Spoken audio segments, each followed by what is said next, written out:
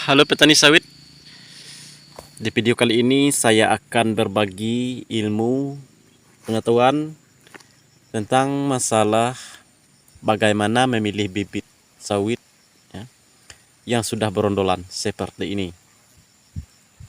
Tentu saja bagi teman-teman yang ingin menanam sawit menggunakan bibit tetapi dari berondolan seperti ini, itu harus tahu cara memilih supaya nanti tidak gagal paham ataupun tidak kecewa setelah sawit itu sudah besar. Nah, sebelum video ini kita mulai, jangan lupa untuk mendukung channel ini dengan cara like, komen, dan subscribe. Sebenarnya untuk bibit sawit yang berondolan seperti ini semuanya mau berbuah, tetapi yang paling kita takutkan itu buah yang tidak jadi atau buah jantan. Takutnya terjadi banyak buah jantan, maka kita harus bisa memilih supaya tidak banyak buah jantan. Itu kalau untuk caranya itu berbeda dengan memilih bibit cabutan yang sudah tumbuh ya, yang sudah berondolan itu berbeda.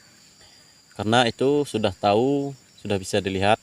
Tapi kalau berondolan seperti ini, kita tidak tahu bagaimana cara memilihnya supaya kualitasnya itu lebih bagus, ya paling tidak mendekati dari bibit unggul.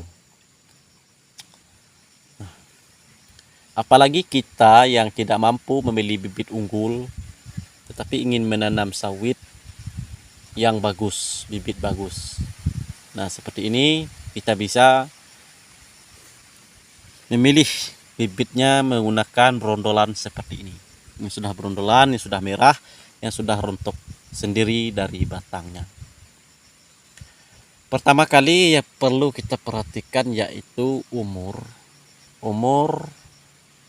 pohon sawit tersebut ya, umur yang diambil berondolannya. Apakah sawit itu sudah tua? Paling tidak umurnya itu sudah di atas 20 tahun. Itu karena sudah tua, umurnya sudah di atas 20 tahun. Baru kita ambil berondolannya yang sudah gugur sendiri dan kita sortir. Dan juga untuk memilih bibit seperti itu, teman-teman harus perhatikan juga apakah bibit sawit tersebut, bibit yang ingin kita buat bibit tersebut itu bibit unggul dulunya. Kalau dulunya bibit unggul itu lebih bagus, tetapi kalau bibitnya tidak unggul maka tidak usah diambil. Itu yang pertama kali harus kita perhatikan, umur dan dasar bibit. Dan juga untuk masalah umur tadi, paling tidak ya 20 tahun ke atas sudah bagus ya. Nah, itu memang sudah lumayan tua. Kalau masih muda takutnya banyak buah cengkeh. Nah, lalu bagaimana cara memilihnya? Cara memilihnya, usahakan di buah ya, untuk di buah itu terlihat banyak dan besar-besar. Pelepahnya juga harus hijau dan panjang. Perhatikan itu ya, pelepah hijau panjang dan buahnya banyak. Tidak perlu buahnya keras ataupun lembut, yang penting kita bisa memilihnya buahnya itu setiap pelepah dan besar-besar, pelepahnya hijau dan panjang. Nah, untuk cara memilih bibit sawit yang sudah berondolan seperti ini, teman-teman, yang diutamakan ya, paling pertama teman-teman harus pilih bagian di luarnya saja. Itu yang paling penting. Pertama kali ambil bagian di luarnya saja dan di tengah-tengah ya, bukan di bagian pangkal ataupun di bagian ekor. Ambil bagian tengah-tengah, paling tidak 2 lapis. Untuk pengambilannya 2 lapis, karena kita tidak punya alat pendeteksi ataupun alat-alat seperti yang ada di pembibitan, di pusat pembibitan ya. Kalau mereka sudah ada alat khusus untuk mendeteksi mana yang bagus dan mana yang tidak, mana yang layak untuk jadikan bibit unggul, mana yang tidak. Akan tetapi ada lebih baiknya buat teman-teman ya, itu bukan harus ya, kalau mampu itu belilah bibit unggul. Kalau mampu ya, beli bibit unggul supaya tidak kecewa. Tetapi kalau teman-teman tidak mampu memilih bibit unggul, teman-teman boleh menggunakan bibit cabutan atau memilih bibit dari bibit unggul dan menyemai, membuat kecambah sendiri dan memilihnya.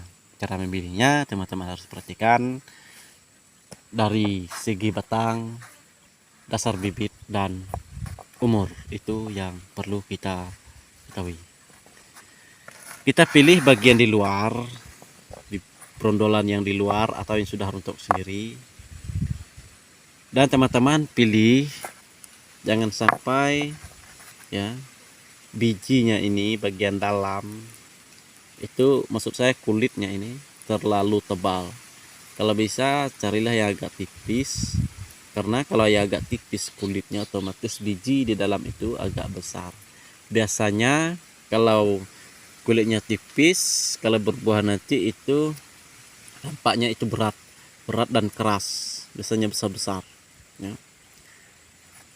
Kalian pilih agak lonjong seperti ini, seperti buah melincu, agak lonjong juga dengan bijinya nanti.